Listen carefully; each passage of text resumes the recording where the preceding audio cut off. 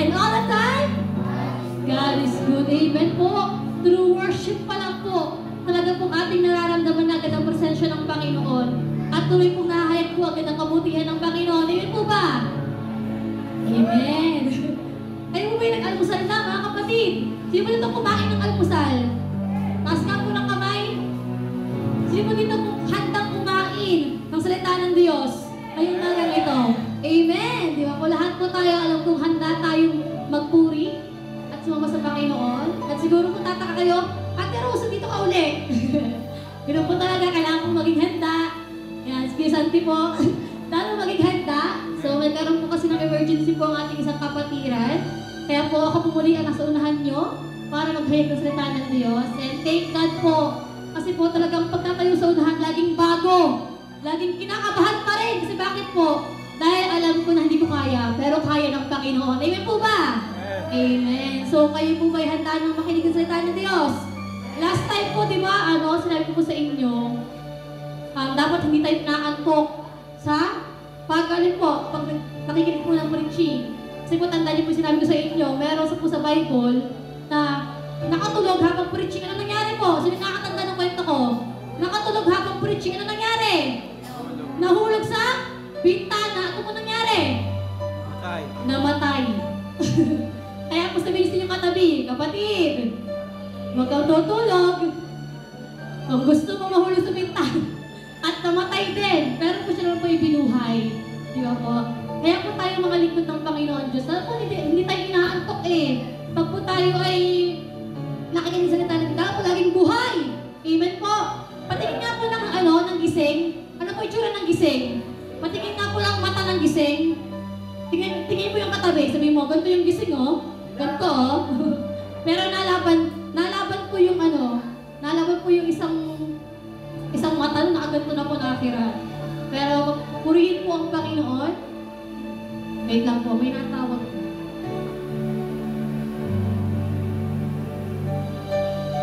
Nandiyan na po, may natawag.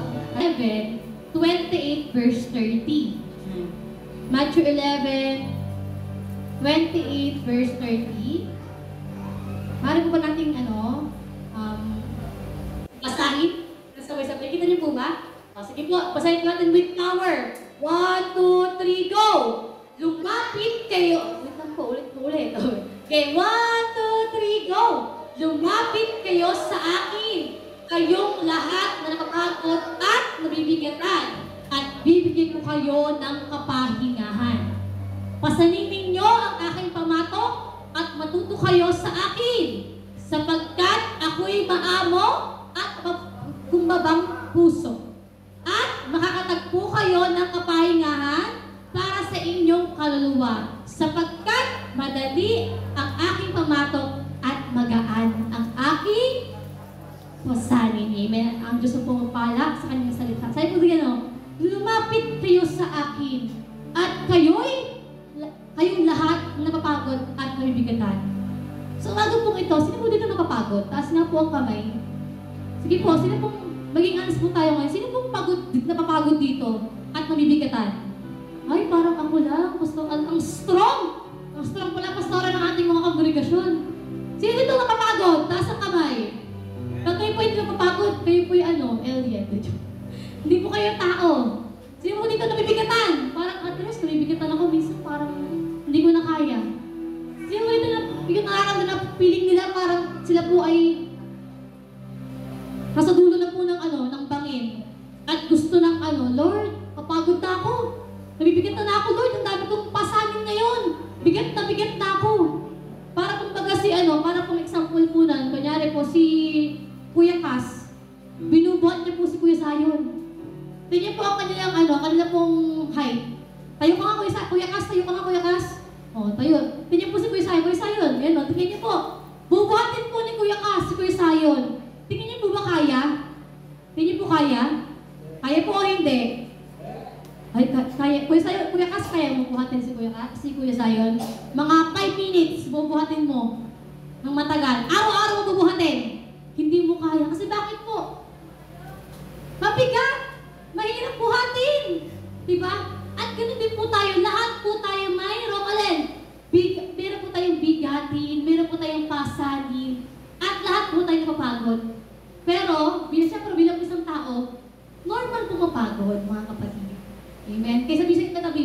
kapatid? Normal mapagod. Pero, hindi normal ang alin? Ang sumuko. Amen po ba? Okay na mapagod ka, pero hindi normal po sa atin bilang mga lingkod ng Panginoon Diyos. Ang alin?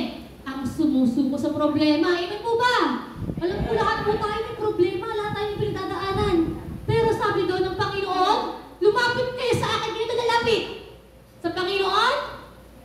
O sa Bombay? Ganito po lalapit. Ganito lalapit. Sa boyfriend po ba?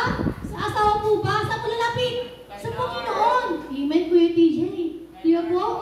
Kaya yung Lord lalapit. Kaya po, pinamagatan ko po ang ating pong paralitina. Basta niya po natin sabay-sabay mas malakas. 1, 2, 3, go! When life gives you more than you can carry. Buti ko po. 1, 2, 3, go! When life gives you more than you can carry. Sa Tagalog po, pag binigyan ka ng, hinamon ka ng buhay, saan po, ng bigatin, ng mas mabigat pa sa daladala mo. Amen? So, when life gives you more than you can carry. So, lahat po tayo ngayon may dinadala. Pero minsan po, sabi niya, no, parang binigyan ka ng problema, ng alin, more than, mas marami, mas malakas. Sa kaya mo pagtagumpayan. Kaya mo pa rin magtumayo, Kuya Russell? Kaya mo pa rin magpatuloy sa buhay? Maraming intindihin, maraming bayarin, maraming salaga sa family, sa pag-aaral, sabay-sabay sa work mo. Kaya sinasabi dyan, kaya mo ba rin kang magpatuloy at lumapit sa Panginoon despite ng lahat ng nararanasan mo? Despite ng lahat ng dinadala mo ngayon, kaya mo ba rin bang, Lord, bababa ko sa iyo, lumalapit ako, kailangan kita. O baka po tayo po yung nakaramdam lang po tayo ng isang struggle. Kunyari po, natisod lang po tayo sa ating kapatiran, o kaya po, nagkaroon ka ng problema sa family mo, ayaw mo na agad magpatuloy sa Panginoon. Lord, hindi ko na kaya, Lord! Kaya sabi niya, no? Sabi sa ating verse, lumapit kayo sa akin, lahat na nabibigatan.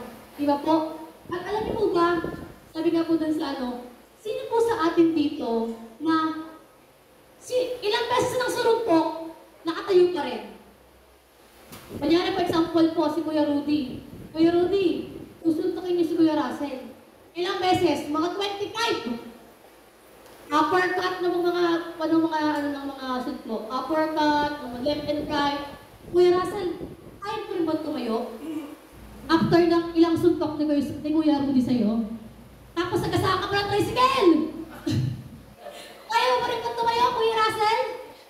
Tingin mo, Kuya Russell, bilang sa physical mong makakatawan, tingin mo, ayaw mo rin ba tumayo, Kuya Russell? Mahihirapan. Pero dahil nandun yung will, Lord, gusto ko magpatuloy. Gusto ko labanan itong buhay ko to. Tatayo pa rin ako, Lord. Magpapatuloy pa rin ako, Lord. Amen? Kaya ako sabi doon, sino po dito sa atin na kahit ng ilang beses suntukin ng kaaway, nakatayo pa rin? Lord, hindi eh. Kasi bakit po? Ang shield ko ay ang Panginoon. Ang sword ko, ang Panginoon. Lord, kahit na ilang beses po akong madapa, ilang beses po ako na tuksuhin ng kaaway, pero Lord, nalilino pa rin ako eh. Nakatayo pa rin ako sa iyo. Kaya po, mas mabuti po yung mga tao po na maraming pinagdadaanan, pero nakatayo pa rin. Kaysa po yung mga tao na may pinagdaanan, pero sumuko na agad sa Panginoon. At hindi po ito yung gusto. Bilang po mga lingkod ng Panginoon, alam ko po, hindi madaling sumuko agad ang lingkod ng Panginoon. Amen po ba? Amen. Tingnan po yung katabi. Kapatid, sino kapatid? Hindi tayo agad. Madaling susuko. Kasi bakit po? Kasama mo ang Panginoon Diyos. Amen po ba? So, at alam ko po sa atin, yan, para po si Ate Tess, di ba? Example din sa Ate Tess. Ate Tess, di ba? Minsan ang pinatumba. Minsan ang pinahiga. Pero ano po nangyayari ngayon, Ate Tess? Patuloy na, lumalakad at tumatayo. Sino pong tungkol na Ate Tess? Tingin nyo. Sino tungkol na Ate Tess? Ang Panginoon. Amen. Kaya po, God, talaga pong ang kumilis ng Panginoon, kakaiba eh. Di ba po? Kahit nga akala natin, Lord, hindi, wala na itong pag-asa eh. Pero pag nagtiwala ka sa Panginoon, dadaloy. Para po yung yung tanda niyo po yung aking share ko last time, di ba? Pag binuksan mo ang tiwala, ano mangyayari? Limot na agad yung teaching. Pag binuksan ang tiwala, ano mangyayari? Dadaloy ang pagpapala. Amen? Yun po gusto ng Panginoon. Kaya Kuya Russell, ikaw, pag binuksan mo ang tiwala sa Panginoon, dadaloy lalo ang pagpapala sa buhay mo. Hindi na sa buhay mo kundi bakit po? Sa buhay ng pamilya mo, sa pag-aaral mo, saan pa? Sa trabaho mo, di po? Sa lahat po, dadalo yan. Basta po, anong mangyayari? Ibigay mo sa Panginoon. Minsan po kasi tayo mga tao lang, Lord, I'm tired. Bakit natapagod ang isang tao? Tingin niya, bakit napapagod kuya Zaya ng isang tao? Tingin mo, bakit napapagod? Tapos ang lingkod ng Panginoon. Maraming ginagawa. Ano pa? Alam niyo ba bakit tayo minsan napapagod? Ate Rose, pagod na ako. Dahil minsan po, ito po minsan problema po namin sa worship team. Kaya po sa mga ating pagod na pagod ako. Darating po ng church. Pagod na pagod ako. Pagod. Sabi ko po, sa kanila, sabi ko kayo, minsan po sa AJ po, ganun. Ito pagod ako, ate, ganun. Maraming ginagawa sa school. Alam niyo po, dapat po, kapag-kalayo ng panambahan niyo, meron na agad kami bagong lakas. Kasi bakit? Iba yung lakas mo sa trabaho, iba yung lakas mo sa pag-aaral mo, iba yung lakas mo sa pamilya mo, at iba rin yung lakas na ibibigay mo sa Panginoon.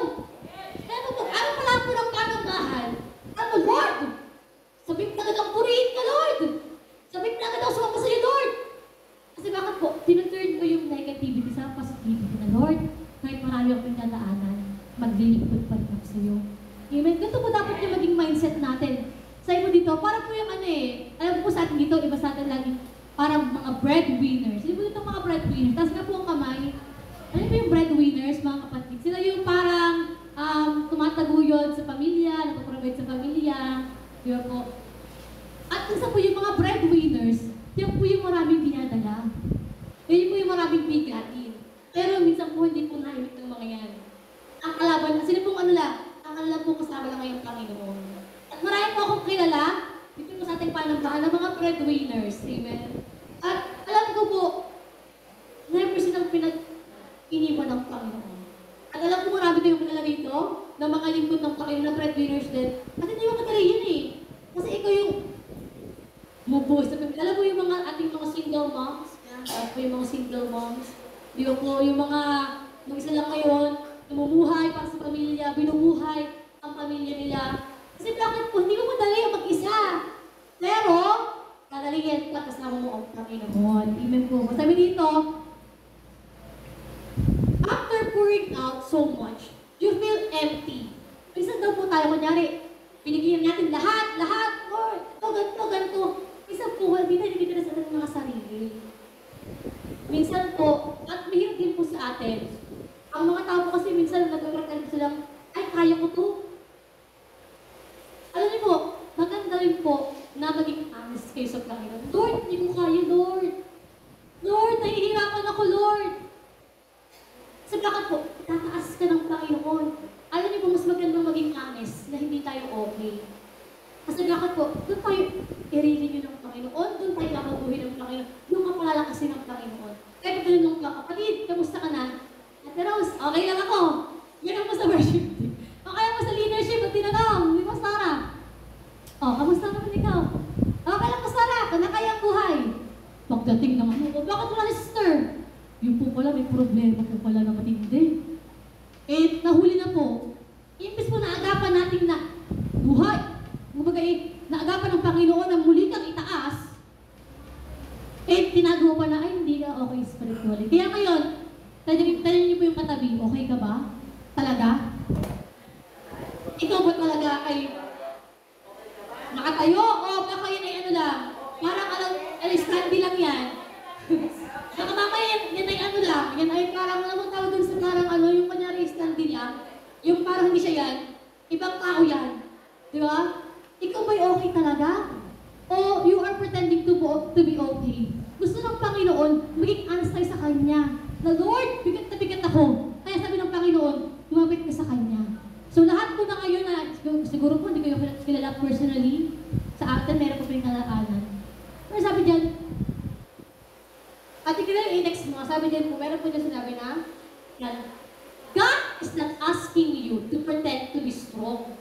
He's asking you to let Him lead, especially when you're tired. Ang Panginoon, hindi niya gusto maging malakas ka lagi. Ang gusto ng Panginoon, i-ask mo siya sa Tagalog ng as. Ano Tagalog po ng as? Nahihirap po ang Tagalog. Hingiin mo sa Kanya ako, hayaan mo na ang Panginoon na mag-lead. Amen po ba? Kuya Zion, hindi gusto ng Panginoon na naging malakas ka lagi. Ang gusto ng Panginoon, ang Diyos ang maghari sa buhay mo. Yung po gusto ng Panginoon. Hindi ko na gusto ng Panginoon na lagi ka nakatayo dyan, okay ka dyan lagi. Gusto ng Panginoon, ang siyang bahala sa buhay mo. Siya ang maglilid sa buhay mo. Especially kung bakit? Especially, pag ikaw ay pagod na. Kaya po, sa mga nakapagod yung task nga po kamay, pagod physically lang po ha, hindi pagod spiritually ha. Diba po yun eh. Kasi pag pagod ka physically, pagod ka rin spiritually, damay-damay lahat yan, Kuya Rudy. Kaya kung hindi okay ang ating spirit, nag-reflect mo yun sa ating physical. Tumakalay ka, diba, nagiging parang, nagiging haggard na minsan. Kasi bakit po? Nag-reflect po yun eh. Kung hindi okay ang spirit mo, kanyari po sa emotions niyo po natin, hindi po tayo okay emotionally, eh hindi rin okay ang ating spiritual. Hindi po basta magiging okay ang ating emotions. Kaya po ngayon, ang gusto ko po i-share sa inyo, how to cope. Yes, para po tayo dito guidance. How to cope. Paano ba Ate Rose, ikaw cope yung ganito nararamdaman na bigat na ako. Okay, number 1 po natin dyan. Sabi sa number 1 natin. Okay, basahin lang po natin. 1, 2, 3, go! Pause and pour out. Pause, pause. Sorry sa mga English major. Pause, pause. Pause, pause. Tagal ka lang, tigil! Tumigil ka, alin! Pour out. Sa other word po, lament. Ano po yung lament? Pag sinabi pong lament, yung po talaga umiiyak ka sa panalangin, lumuluhod ka, nakataas ang kamay mo, buong puso. Ito po ang gusto natin ng Panginoon.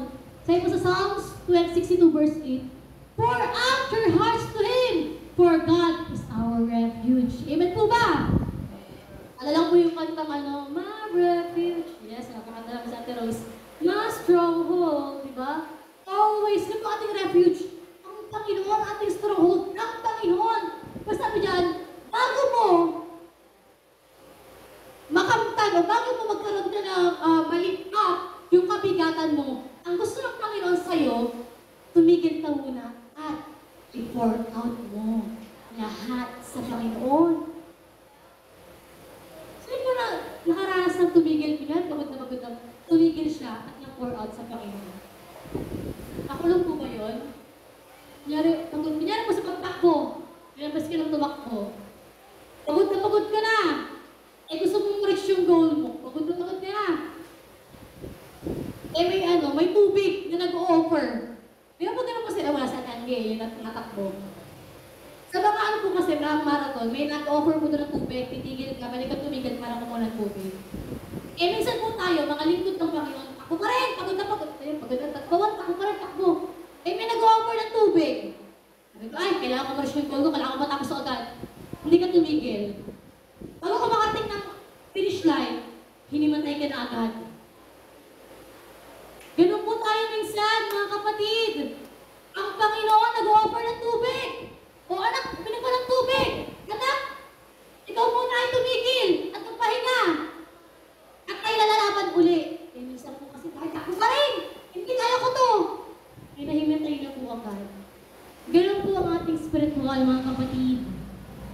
Hindi naaagapan. Kaya po pag hindi naagapan, ano nangyayari ko yung pag hindi naagapan? Ang spiritual. Ano mangyayari? Burn out. Yan po ang ating, yan ang kaaway lagi. Yan lagi ang narinig natin, mga kapatid. Ate Rose, burn out kasi ako eh. Hindi ko kaya, Ate Rose. Ate Rose, pagod kasi ako eh. Alam niyo po ba, kailan kaya marinig ng Panginoon na ang dahilan, bakit na walang devotion? Ate Rose, pagod kasi ako sa school. Oh, kapatid, bakit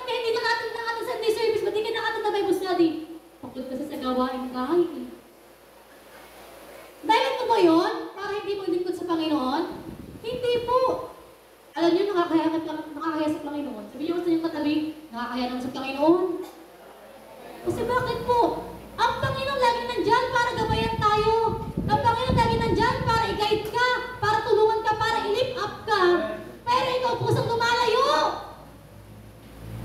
Ikaw ang pusang alin. Hindi tumitigil. Kaya ngayon sabi ng Panginoon, pause. Paano ba yung pause? Tigil. Sige nga mo para po yung tigil. Yung hindi po nagalaw. Ay, ang galing. Galing na. Yung pause. Nakatigil ka lang. Pero, habang nakatigil ka, hindi sinabi ng Panginoon na tumigil ka sa paglilingkod. Iwan mo ang ministry mo. Iwan mo ang Sunday service ni Kumate. Hindi po yung sabihin ng post, yun po yun ha. Kadros, post ko pala, para pala makapagaan ang nararamdaman ko. Kailangan ko daw tumigil. Tumigil maglingkod. Tumigil umatag ng Sunday service. Tumigil kumanta. Tumigil manalangin. At daros kailangan ko ng kapahingahan eh. Hindi po doon, mga kapatid. Makukuha ko kapahingahan pag tumigil ka sa paglilingkod. Kasi po, once, Ate Meldy, tumigil ka sa paglilingkod, titigil din ang alin? Ang spiritual life mo. Titigil din ang paktibok mo para sa Panginoon. Kaya sabi niyan, pause, pero meron kasunod. Pause and pour out. Amen. At Zenny, gusto namin tigil lang. Kundi sabi, pause and pour out. Ano po pour out mo, Ate Zenny? Ano po pour out? Yung bulsa. Bulsa pour out ang bulsa. Ay, alam niyo ba sa pour out din natin sa ating spiritual life? Hindi lang po yan, hindi lang po yan luha, hindi lang po yan pawis, hindi lang po yan uhog. Kasi minsan pag nag-pray tayo, di ba? Pag nag-pray po, pag nag-sling, talagang labas ang labas po ang talagang luluwa na po ang babright na po ang tiyan, kakaiyak, kasi suka ng suka, pour out ang pour out. Pero po, nung naranasan mo yun, dapat dadali din yung pour out na yun. Hindi lang yun yung pag-iyak mo, hindi lang yung luha mo yung pour out. Kundi yung kamay mo rin, pour out! Ano yung pour out kaya, Ate Rose? Pour out to reach other people! Pour out to alin? Para magbigay! Ay, Ate Rose, giving na naman tayo, ha? Kasi bakit po? Lagi po konektado yan. Kung meron kang joy sa paglilingkod sa Panginoon, talagang pinur-out mo sa Panginoon eh, talagang pinalakas ka ng Panginoon. Pino-pour out mo rin lahat ng meron ka. At minsan tinong meron ka ngayon na kaya mong ibigay ngayon. Kaya mong ibigay kay Kuya John Man. At Nora, anong meron kayo ngayon na kaya mong ibigay sa Panginoon? At Rose, ano lang to eh, piso lang to eh. Piso man yan!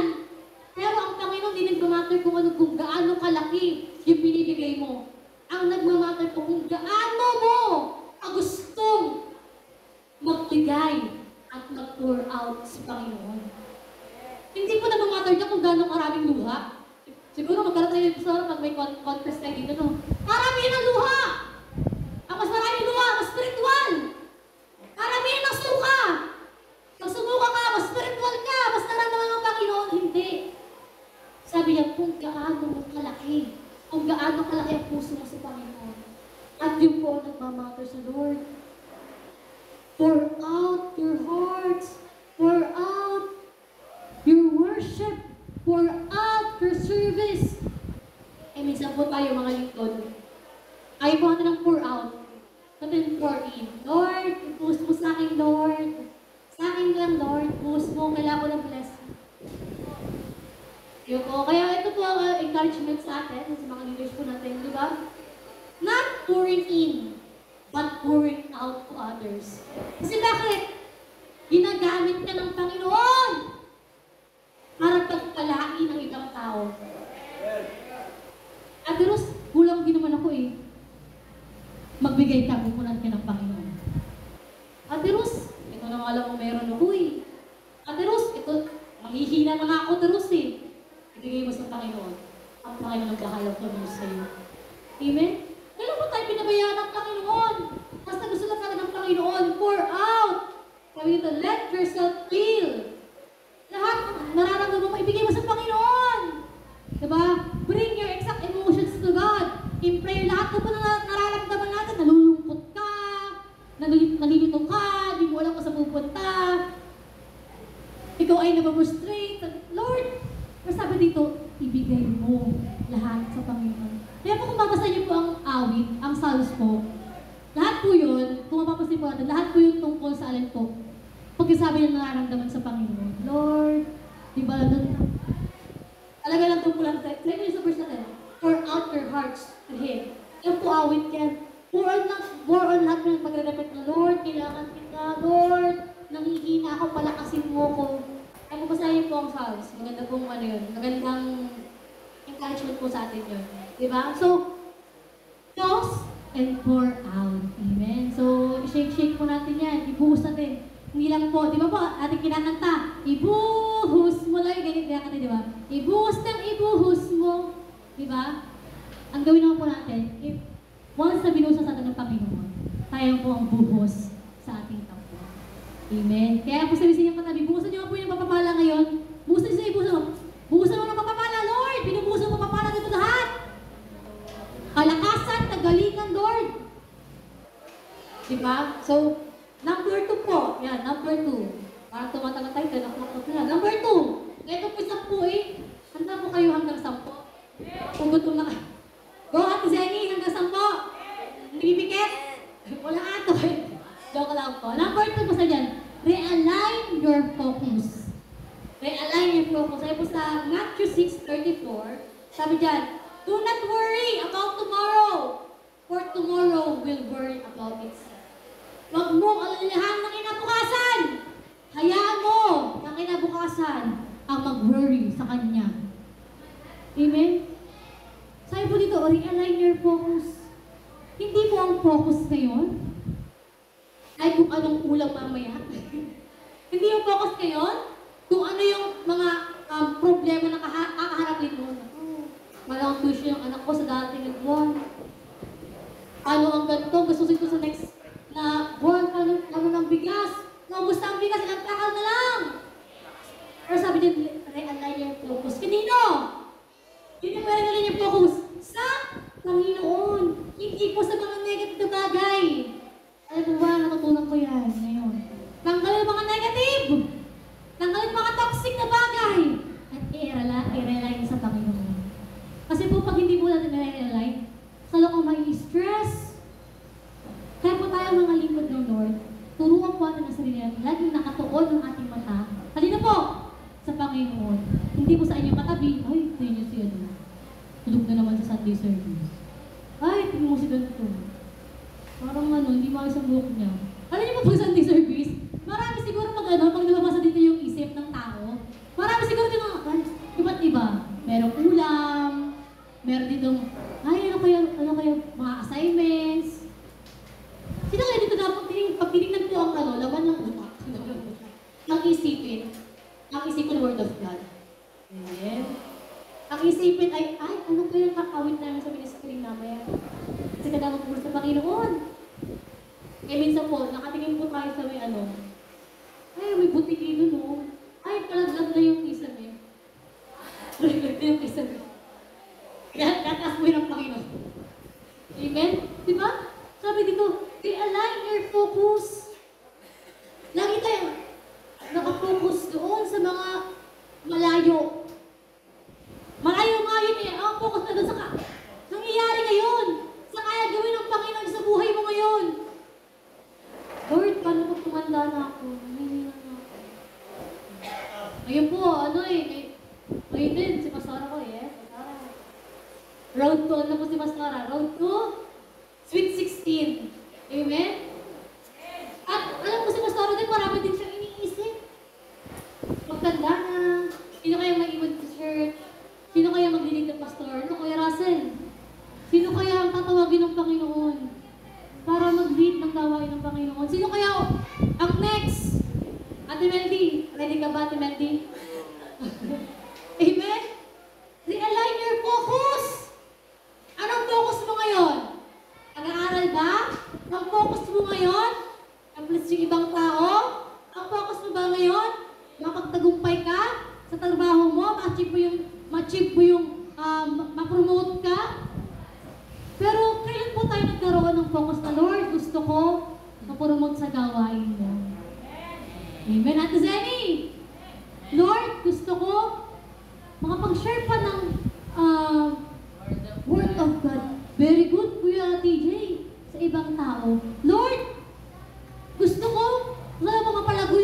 pero yung meron ako.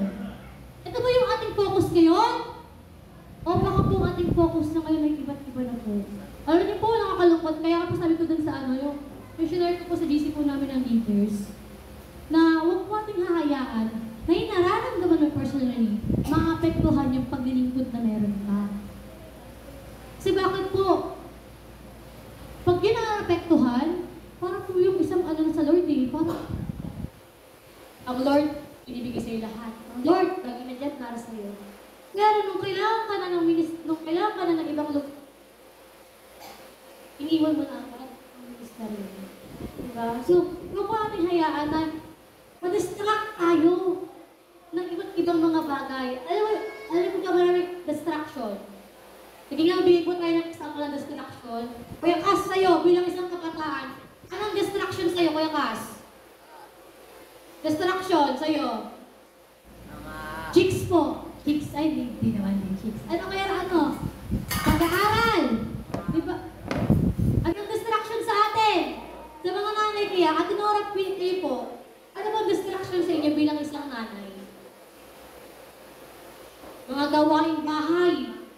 Marami daw, many to mention. Alam niyo ba, nung ako po yung nag-handle po ng Bible study po sa San Jose, ay mo lang yung tatawanan doon.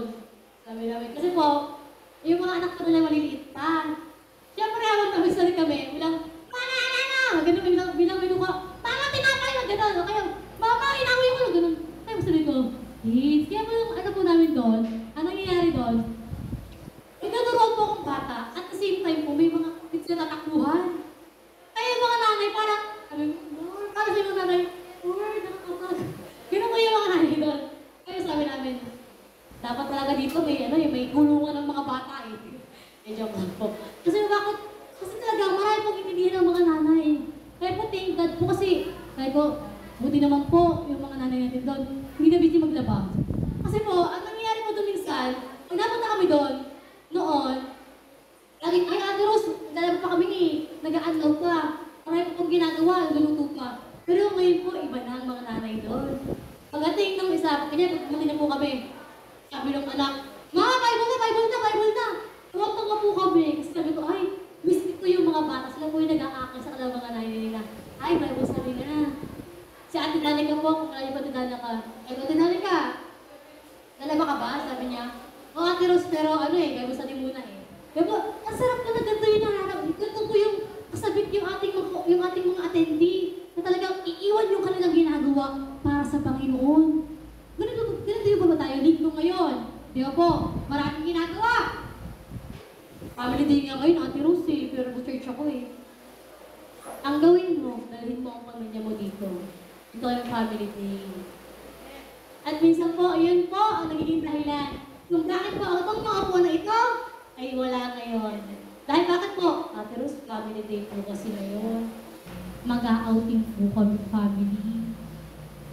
Isang buwan na po nag-outing, piling ko po yung babad na po yun sa beach.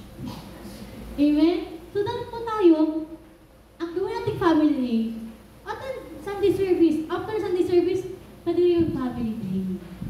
Kasi bakit? Kasi ang focus mo, hindi lang ikaw, yung padala sa Panginoon. Hindi lang ikaw naglilingkod sa Panginoon, kundi yung buong pamilya mo naglilingkod din sa Panginoon. Amen po ba? Amen? Kaya po yung mga buwan na yan, ipanalangin nyo, ay, ito ang tatay ko, ito ang nanay ko. Uupo dyan. Sino niyo uupo, Kuya Russell? Naka-reserve na yan, naka-reserve na. Amen? Di ba po? Ang uupo dito, ang asawa ko. Ang uupo dito, yung best friend ko. Ang uupo dito, yung manliligaw ko. Yung mga kabataan. Ang uupo dito, yung mga yung nililigawan ko. So, kung mapapansin niyo po lang po yung mga kabataan ko, sila po kayo na nasa Santo Angel po, dahil meron po tayong Sunday service po doon. Pero alam ko po, meron po tayong fellowship mamaya. Kaya wala akong masan ngayon ng mga kabataan eh. Kasi po, nakakatuwa naman po ngayon. Dahil po, iba nating kabataan, dinadala po kanila ditong mga, dinadala po dito ang mga nililigawan. Kaya po sabi ko, yan pala ang paraan. Ito na pala yung modern, na discipleship pastora. Ang dinadala yung mga nililigawan dito. Dapat ito, peras. Dali mo naman dito. Ay, hindi pa daw legal. Hindi pa pala legal, amen? So, yung ating focus lagi, Ate Rose, realign your focus sa Panginoon lagi.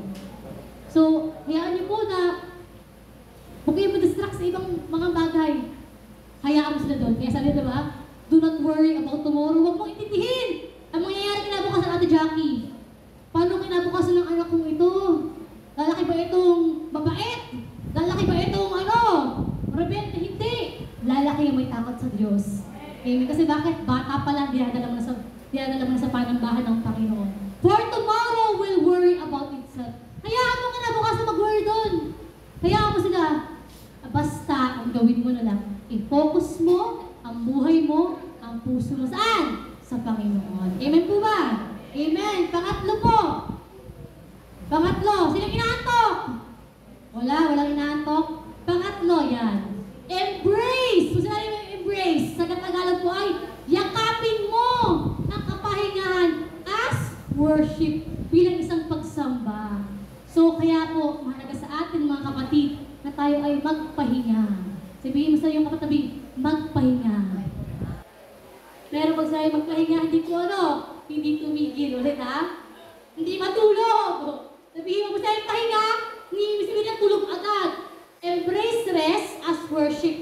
Yakapin mo ang kapahingahan bilang isang pagsamba. Kasi bakit po? Bilang pong mga tao, remind ko lang po sa inyo ha, bilang po tayo nasa flesh, tayo po ay mapagod. Kaya, mga nanay, mga kapatid, at mga kabataan, lalo mga kids, amen, ang ating mga younger youth, gusto nung sa akin kasi, magpahinga ka. Pastora, magpahinga, Pastora. Embrace rest as worship. Paano mag-rest? Ang daming stress. Ano ko na, rest or stress? Lalong papahinga. Ang daming gawain. Sabi ng Panginoon, Exodus 33 verse 14. My presence will go with you, and I will give you rest. My presence, ang presensya ng Panginoon, ay alin po, sasama sa iyo, at bibigyan ka na ng kapahingahan. Amen? So, hindi po sinabi dyan, sabi natin Rose, embrace rest daw. Yakapin ang kapahingahan. Hindi mo sinabi na yakapin mo ang buong araw. Yakapin mo, parang ang stress ko ngayon, parang, buong sa ibang lugar. Magpakalayo-layo. Alam niyo po, okay po magpahinga. Pero po, hindi po yung pahinga na parang, ang matagalan na. Alam niyo ba ang aming pong kasara nila, Sister Angel? Sabi ko, niya naman, share kayo ng problema. Nakapagod naman, stress sa work, ganito, ganyan. Sa unit, ang daming kong nararanasan. Sabi po namin, gusto mo nang pahinga, yung matagal na. Sabi, gusto mo nang pahinga, yung matagal na, yung talaga hindi ka nakilos. Gusto mo nang mahalin ng Panginoon. Alam mo, yun po yung asara namin. Sabi namin, tayo po yung nasa human flesh, kaya po nakakita tayo ng pagod. Ang gusto ng Panginoon sa atin, magpahinga tayo sa presensya niya. Hindi sinabi ng Panginoon, magpahinga ka lagi sa kama at manood ka ng TV dyan. One week mong gawin yun. Alam niyo po ba kung saan yung ginawa yun? Mas napapagod po kayo. Alam niyo po ba, natry ko po sabi ko, Lord, gusto ko po ng pahinga. Di ba, ang ginawa ko, after po ng aking operasyon, isang buwan din po mahigit yun. Ngayon po ay magdadalawang buwan na po akong operahan. Sabi ko, Lord, gusto ko pahinga. Alam po, may isang linggo po ako na kain tulog lang pong ginawa ko. Kain tulog. Alam niyo po, mas napagod ako. Pag walang parang pag ang ginawa mo lang, natutulog ka lang, Kuya Santi. Wala kang, alam niyo po, nakakapagod pala yung lagi nakahiga lang. Sabi ko, Lord, parang gusto ko lang kailangan mo kasi ng yung pahinga gawa pang bagong ako. Pero nakakapagod po yung lagi nakapahinga. Kaya po, sabi dyan, embrace rest as worship. Hindi para tamarin ka. Sabi po dito, rest isn't laziness. Ibig sabihin daw po, ang pahinga daw po, hindi po daw katamaran. Nagiging katamaran lang to. Pag na-affect ko na yung ibang mga bagay na ginagawa mo. Kunyari, nagpahinga ka. Buong araw, buong linggo, kaya mo na kami ng ginagawa. Marami ka dapat gawin na hindi mo na meron kang priority. Yun po yung laziness na. Kasi bakit? O kaya, na ano mo na yung dapat mong gawin. Kaya sabi, rest isn't laziness. Pero, ito daw po ay obedience sa Panginoon. Kaya ang mahalaga, magpahinga ka sa presensya ng Panginoon. Amen. Sa mga napapagod po dyan, take time to disconnect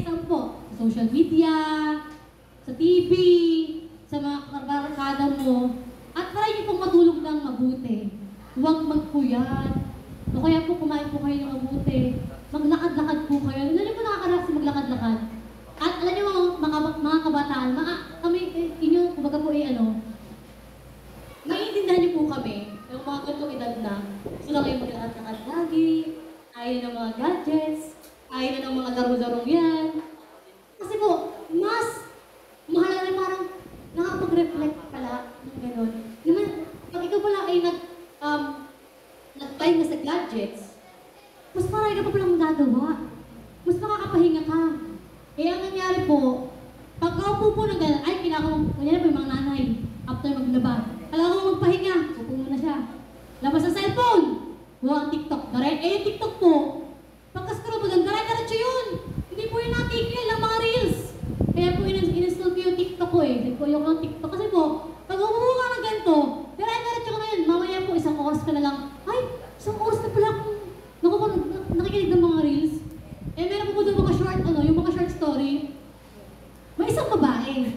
Di po, may isang babae, ang pangalan niya ay Emily. Di po, pag gano'n, ay, ganda naman ito. Palabas na ito. Ang nangyari po, yung mga nanay din po, hindi po agad nakapagpahinga. Kasi bakit? Dire-diretso na ang reels.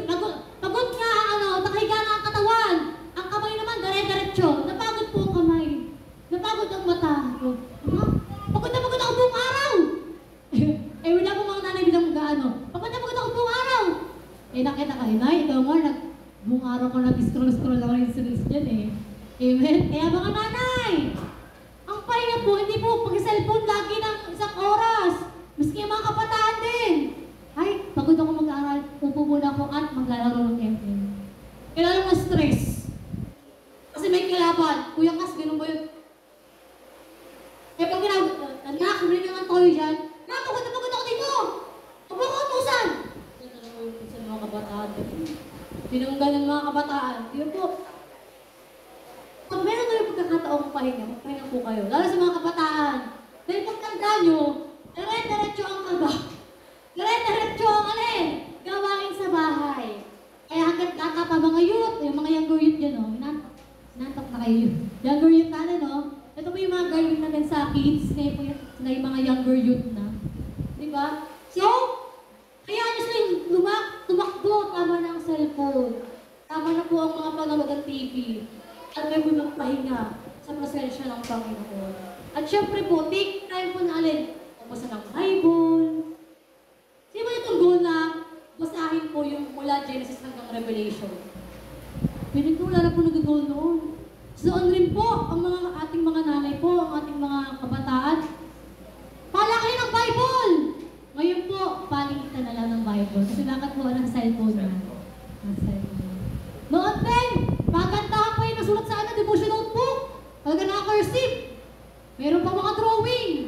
Ngayon, cellphone na din. Kaya po maganda siguro, kaya nga po tuwing Sunday service, hindi ko po alam kung ginagawa po na natin yung ating karin. Ang lahat po ng kabataan, yung aming worship team po, kinukuha po ang cellphone.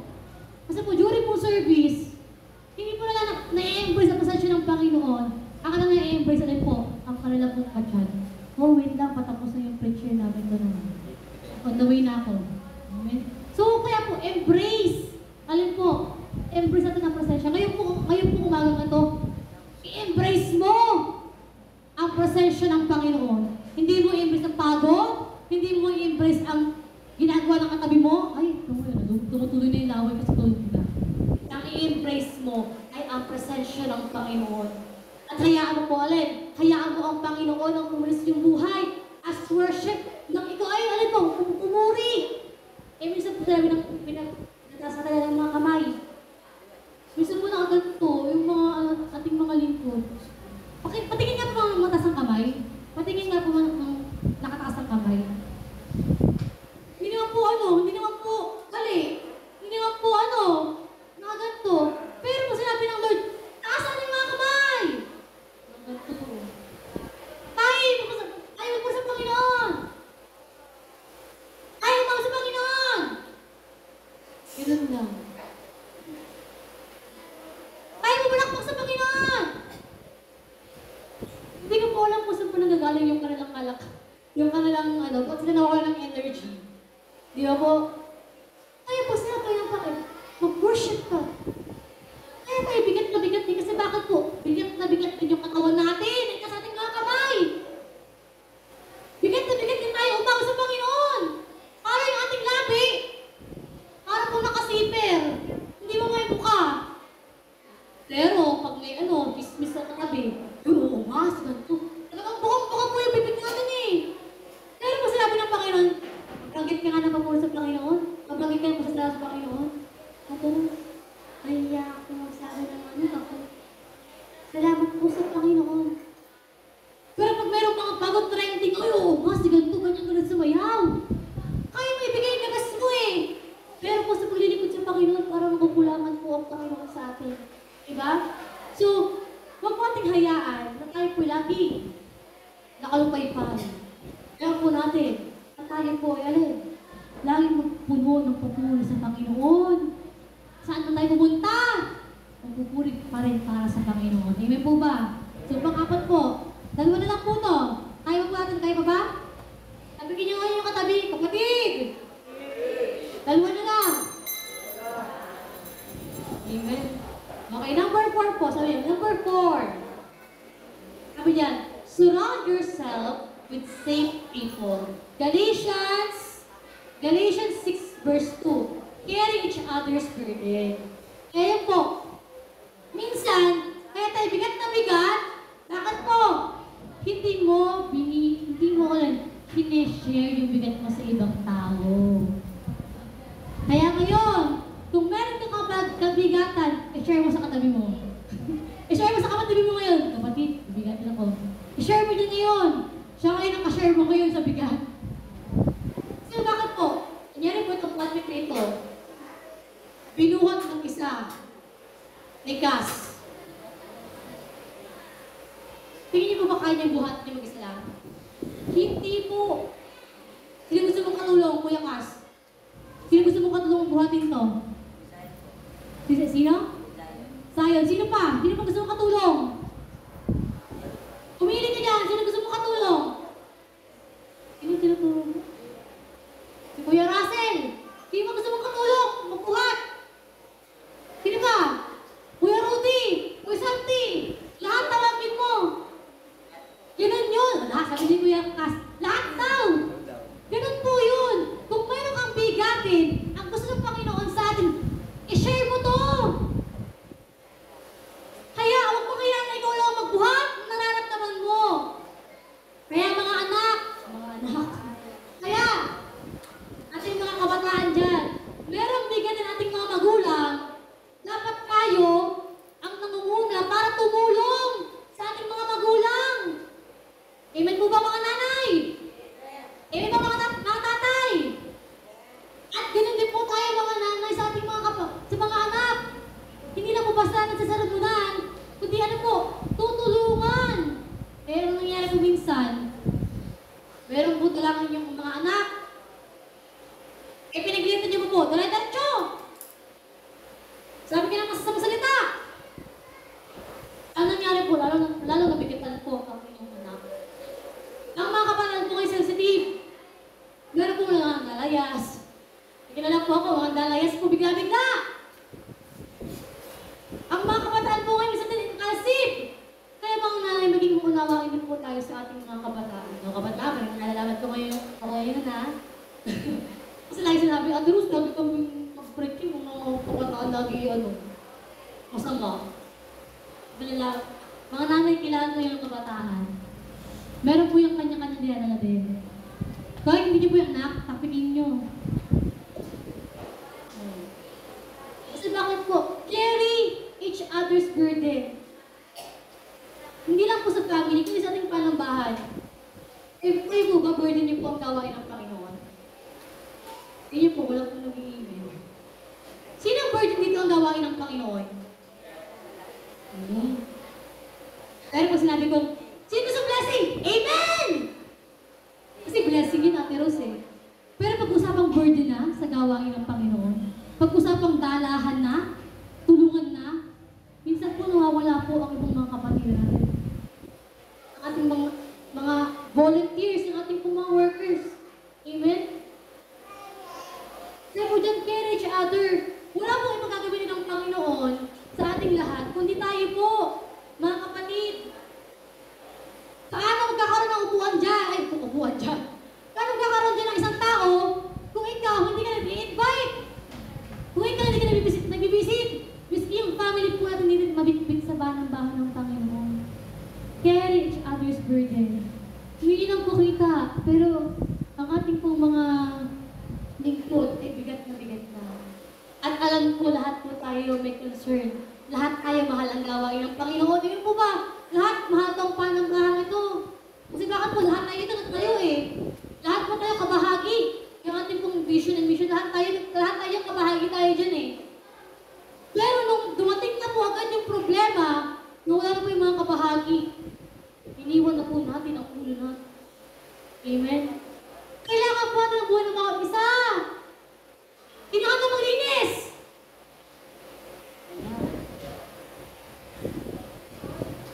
Sino handang humayo? Wala. Sino handang mag-reach out sa mga iba, sa mga kabataan doon? Amen. Ako yung teacher. CCTV lang po ba? Pero po, pag may bigayan, pilat namin, blessing ko sa Panginoon. Amin na sa hindi, totoo po ito mga kapatid. Ito po ay hindi para tayo kundi ito po ay wake up sa atin ng Panginoon na kailangan natin mag-carry out, kailangan natin magtulungan. Wala nang ibang tutulong sa atin, kundi ang ating mga kapatiran. Inyong mga katabi, tignan niyo ba yung katabi? Yan po ang inyong masanggana. Yan po ang inyong yan po inyong kasama lagi sa paglilingkod sa Panginoon. Kaya po dapat tayo napapakalakasan. Amen. Safe people. Tingin mo yung katabi niyo. Hindi mo mga safe yan. Pero mabait na mait yan. Hindi mo mga safe yan. Pero lingkod dyan ang Panginoon. Amen. Hindi mo yung nangangagat. Amen. Hindi yan nananampal. Bakit? Hindi ka panalangin na. Hindi mamaya po, papanalangin niyo yung katabi niyo. Amen. At lastly po, last na po natin. Sabi ko ating last. Sabi dyan, rise and face life again with God's power. Amen. After mo magpahinga, after mo ipag-out sa Panginoon, after mo surround ka ng mga good people, sabi dyan, rise! Muli kang bumangon! At harapin mo uli ang buhay.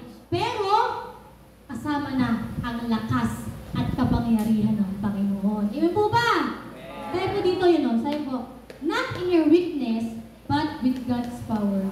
Diba? So kung noon, harapin mo ang problema mo ng puros kahinaan, puros pag-aalala, pero dahil kayo nadalangin, kayo lumuhod, ikaw ay nag-worship sa Panginoon, ikaw ay nagpahinga sa presensya ng Panginoon, ngayon, kaharapin mo na ang iyong buhay nang kasama na ang kapangyarihan ng Panginoon. Amen po ba? Check po diyan. Rest is not the end. Ang kapahingahan daw po, hindi po ito natatapos lamang doon. But rest leads to rising again. Ang kapahingahan daw po, ito yung nandilitan, muli kang babangon. Kung papahinga ka lang pero hindi ka susuko, muli kang babangon. Ate Meldy, muli kang babangon, Ate Jean. Kasi bakit? Nakapahinga ka na sa presensya ng Panginoon. Sabi niya, after being refreshed by God, we don't just go back the same struggles, empty, but we go back filled with His strength. Diba? After mong lumuhod, after mong tumigil muna, manalangin muna sa Panginoon, nagpahinga ka, Lord. Talaga namang ito ay ilang ang puso sa Panginoon. Sabi niya, hindi ka mabalik sa muli, sa stress, sa sagas mo na, ikaw ay empty. Pagkos, Pagkos, ikaw ay meron bagong kalakasan galing sa Panginoon. Amen? So, hindi ka na empty ngayon. Hindi ka na ngayon kulang. Kasi bakit? Pinupunuan tayo ng Panginoon araw-araw. At para punuan ka ng Panginoon, ang kailangan mo lang gawin ay lumapit sa presensya ng Panginoon. Sabi ko sa ating verse, Isaiah 40 verse 31. Sabi po dyan, but those who hope in the Lord will renew their strength. Sa lahat po na nagtitiwala sa Panginoon at umaasa sa Panginoon, alam po, kakaroon po ng alin? Bagong kalakasan. Sabi po dyan, they will soar on wings like eagles, they will run and not go weary, they will walk and not be faint. Diba? Lalakad muli tayo ngayon, mga kapatid. At this time po, hindi na tayo papagod. This time po, tayo po lilipad na uli. This time po tayo po ulit lalaban uli. Amen? Nagpahinga ka lang ng kaunti. Pero ngayon, lalaban ka muli. Dahil bakit po? Kasama mo ang Panginoon. Kaya po sa ating po conclusion, pag-conclusion na, dumadami na yung amen. Kasi bakit po? Gising na muli ang ating pangalan. Amen! Dahil po ating conclusion, basahin nga po natin sabay-sabay na with power. 1, 2, 3, go! Let God carry it with you. Ulit po, mas malakas. 1, 2, 3, go! Let God carry it with you. Hayaan mo yung bigat na meron ka ngayon, kasanin mo, at ibigay mo sa Panginoon. Amen. Amen? So ngayon po, tayo po ito ngayon, at tayo po yung mananalangin at naawag sa Panginoon.